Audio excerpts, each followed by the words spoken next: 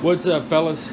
This is just a quick video on a problem that a lot of us have come across in our days of building things or fixing things. Flaring stainless steel tubing is a huge pain in the neck unless you buy like a $150 to $300 flaring tool. But this little trick right here will definitely get you to land. I have made a couple of hundred flares with this same piece of junk Harbor Freight flaring tool. As you can see there, my flare is set. I did get it without pushing the pipe out the other end. What I do is I take sandpaper and I roll it and try to leave scratches in this direction only. You want to keep the scratches in that direction. And then I put the tool in a vise, just like this. And I come across some comments recently when I had the same problem myself. There's not really any good info other than buy a $300 flaring tool, which for me wasn't the answer I was looking for. So first I started off with a C-clamp, but that just wasn't enough power. If you got a good C-clamp, that will work also, so that you can make this a mobile process if you're flaring a line that's already connected to a vehicle or something. But yeah, if you're trying to flare stainless steel tubing, good luck. I'm just doing single flare, not double flare, but the process would be the same. This is a double flare tool. I'm just not double flaring. So just had to share that with you guys. I'll go ahead and pull this out and show you what I came up with, because this is a monster doing this. I've seen enough of it in the comment strings that made me say, you know what, I'm going to go ahead and share with them what I have discovered subsequent to reading that information. But yeah, there you go, no splits. And another thing about stainless steel I want to tell you about. That weld seam right there can be a problem.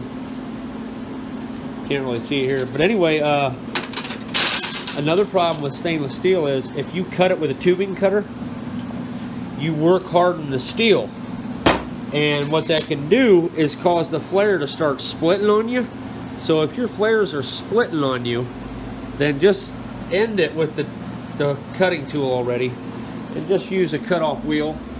This process is a trick that I learned from an old man who runs a company that does this kind of stuff.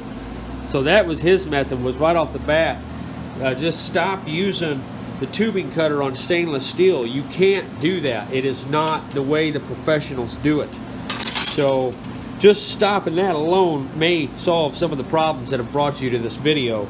Like I said, when you sand it, you definitely want to try to get the scrapes in one direction, because you see the tool has these ridges in it. This one didn't get crushed too bad. Some of this tubing has a weld seam on it, and if you look at the face of this, see if I can zoom in on it here. Yeah, you kind of see that weld seam right there at about 10 o'clock.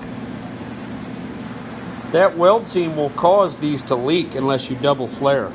Almost, probably 40% of the time it will leak. So if you're having trouble with leaking flares on stainless steel tubing, it's not you, it's that weld I just showed you.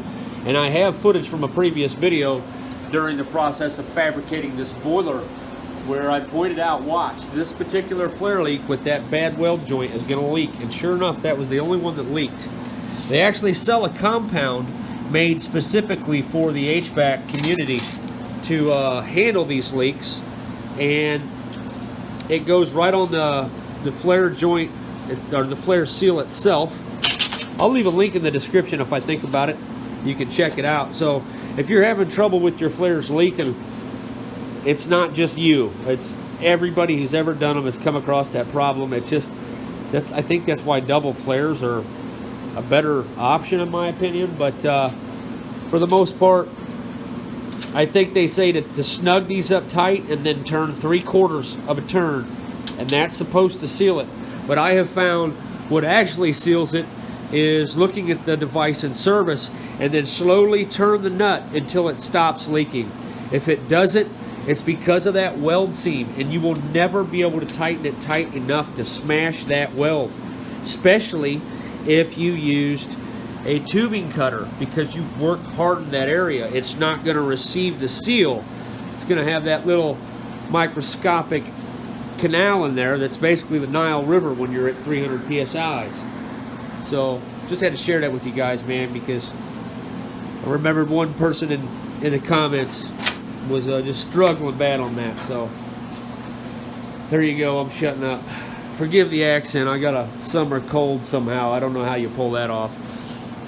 Guys, my number one top tip for flaring stainless steel tubing is put the flare nut on before you flare the tube. Man, I did it again. So that is my top tip.